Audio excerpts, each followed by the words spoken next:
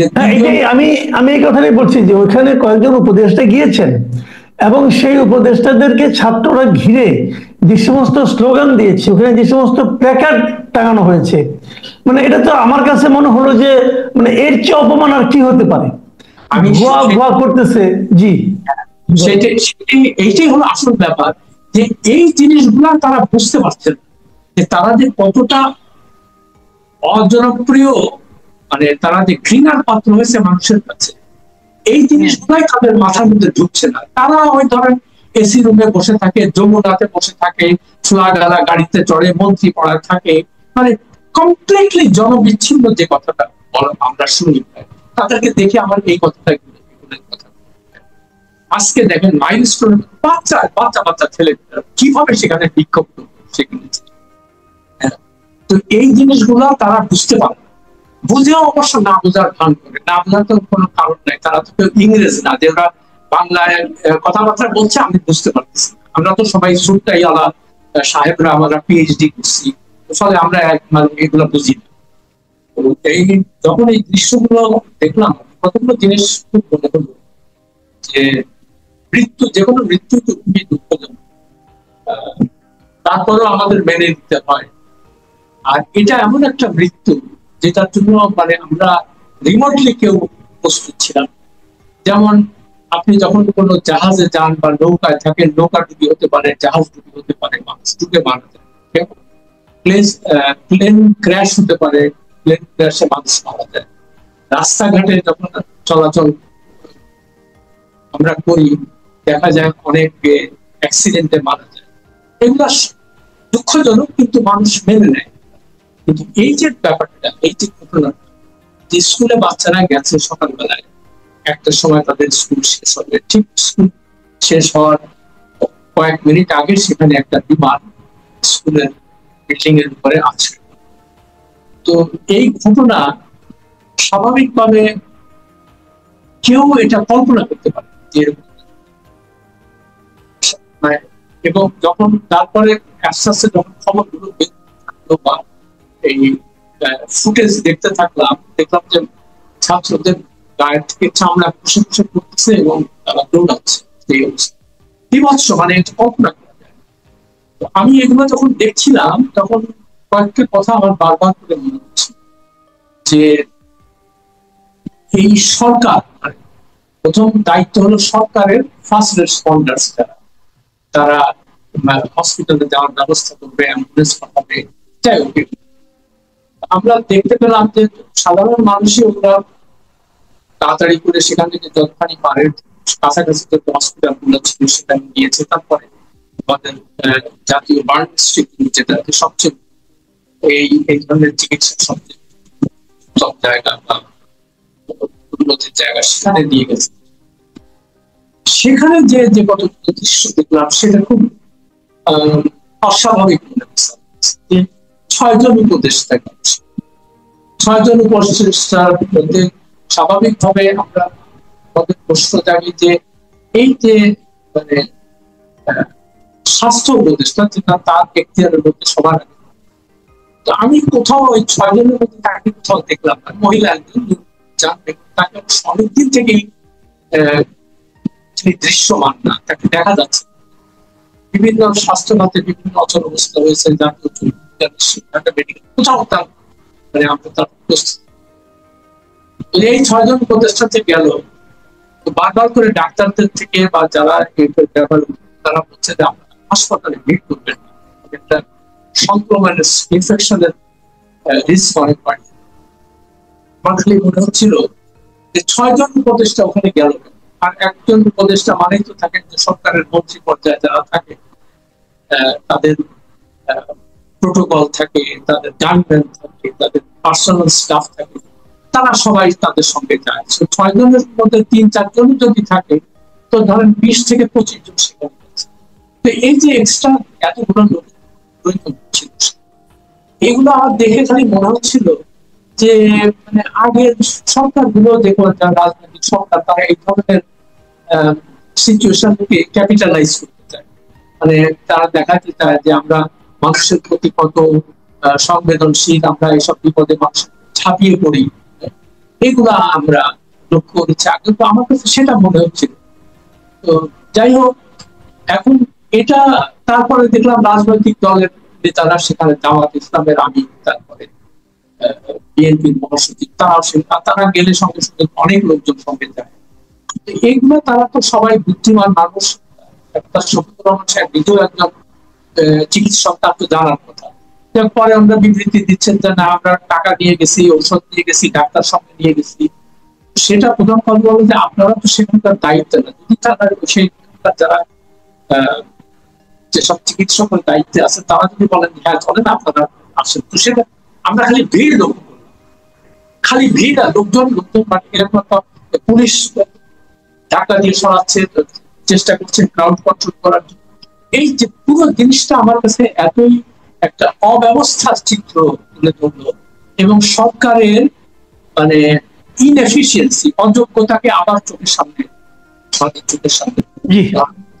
তো আমার একটাই প্রশ্ন যে এই ধরনের একটা সিচুয়েশনে আপনারা খুব রেসপন্সিবল ওয়েতে এটা ফেস করতে পারছেন না কেন? তারপরে আরেকটা ব্যাপার দেখেন যে সরকারের যে প্রধান ইউনূস সাহেব, তাকে আমরা কালকে সারা দিনে একটা দেড়টার সময় একটা কিসের দিকে, কালকে রাত পর্যন্ত, গভীর রাত পর্যন্ত আমরা তার কোনো উপস্থিতি, তিনি কি দেশে আছেন কিনা তাও আমরা দেখলাম। যাই হোক, পরে আজকে আবার দেখা গেল যে উনি একটা বিবৃতি দিয়েছেন সবকে, যেটা গতকাল টুইটার করা একদম মানে তার যেটা উচিত ছিল সঙ্গে সঙ্গে টিভির মাধ্যমে তার দেশকে, দেশবাসীকে আশ্বস্ত করা যে আমরা এটা নিয়ে সম্পূর্ণভাবে পুরো আমাদের পুরো ক্ষমতা যা আছে, আমাদের সমস্ত সহযোগিতা আমরা দিয়ে যাচ্ছি, আপনাদের কাছে একটাই অনুরোধ, আপনারা চিকিৎসকের পরামর্শে সেখানে কেউ ভিড় করবেন, এই কথাটা তিনি বলবেন। আজকে হয়তো সেটা, তারপরে এতে যে মানুষের মনে যে ক্ষোভ দেখা যাচ্ছে, আজকে দেখেন আমি ফেসবুক খুলে সারা জায়গায় দেখতেছি স্বাস্থ্য উপদেষ্টা, স্বাস্থ্য উপদেষ্টা তিনি কে, তার ছবি অনেক জায়গায় দিকে তিনি একজন মহিলা, তিনি গ্রামে, এই সমস্ত নানান কথা। অথচ আমি কতবার কিছুদিন আগে স্বাস্থ্য উপদেষ্টা, পররাষ্ট্র উপদেষ্টাকে দিয়ে লিখেছিলাম যে তাদের তো খোঁজই পাওয়া যাচ্ছে না, তারা কোথায়? তারা সরকারের বেতন ভাতা নিচ্ছে, সমস্ত সুযোগ সুবিধা দিচ্ছে, কিন্তু তাদের তো দেখা যায় না। স্বাভাবিকভাবে মানুষের মনে প্রশ্ন জাগে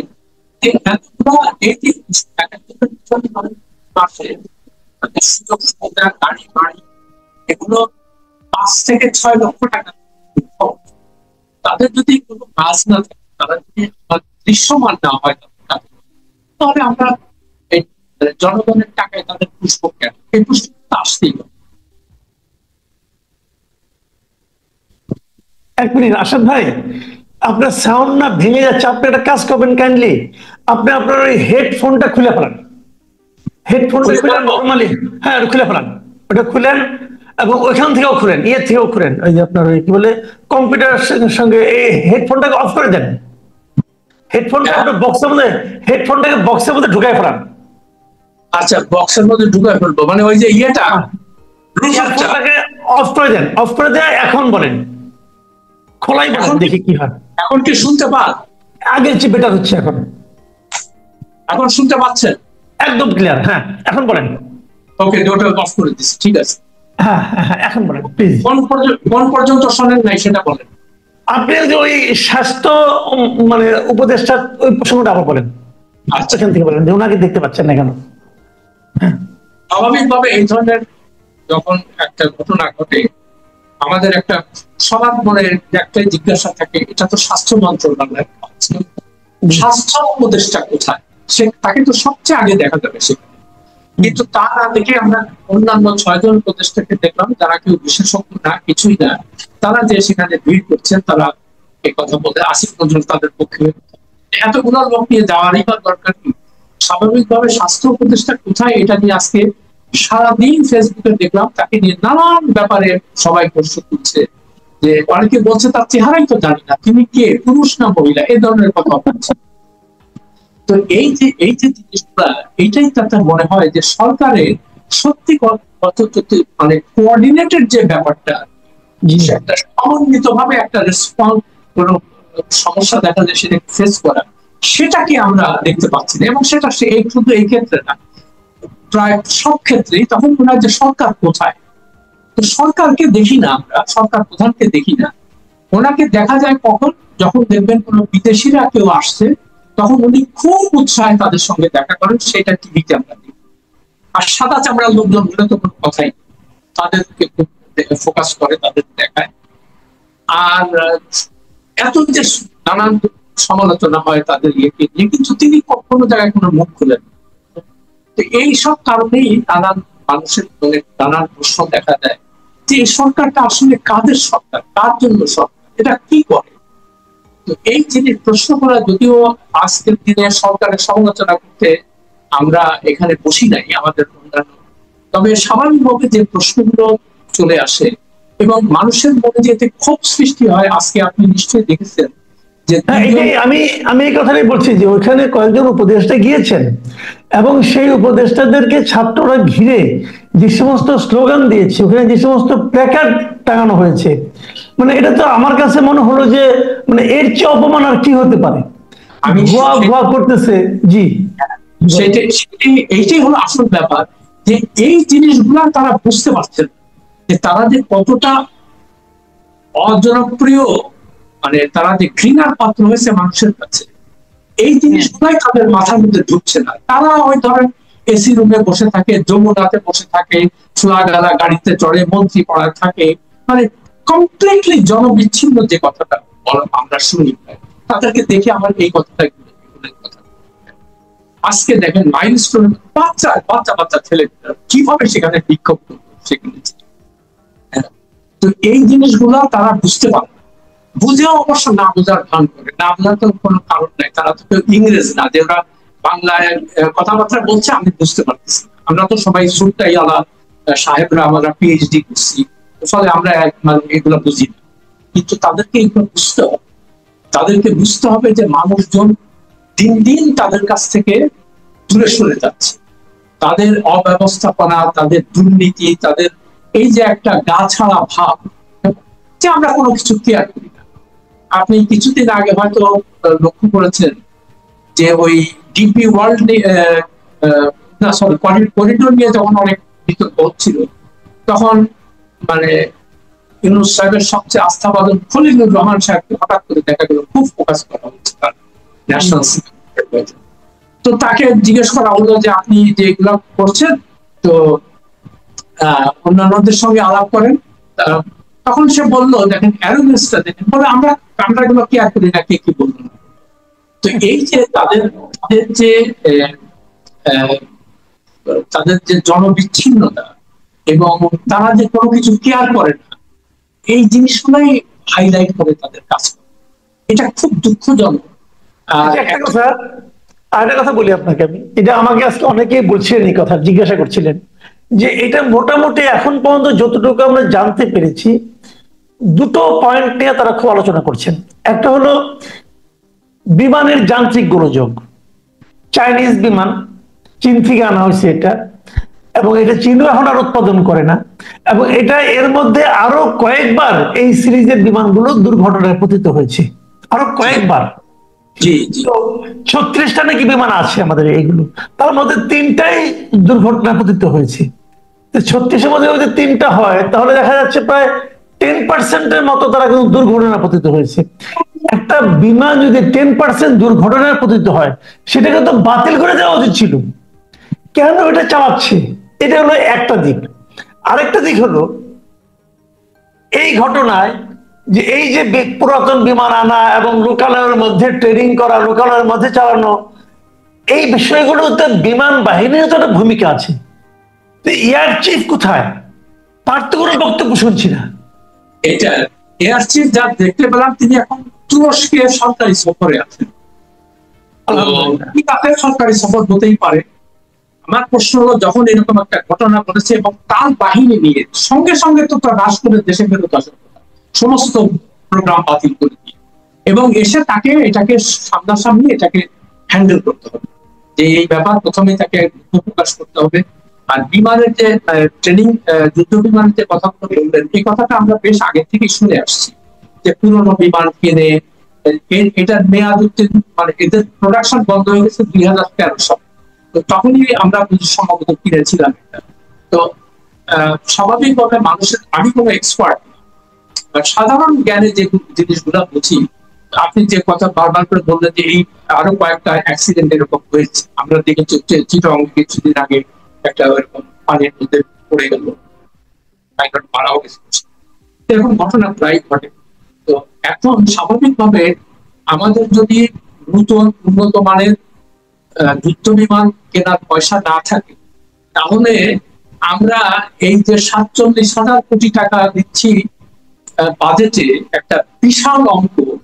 তো সেখানে এই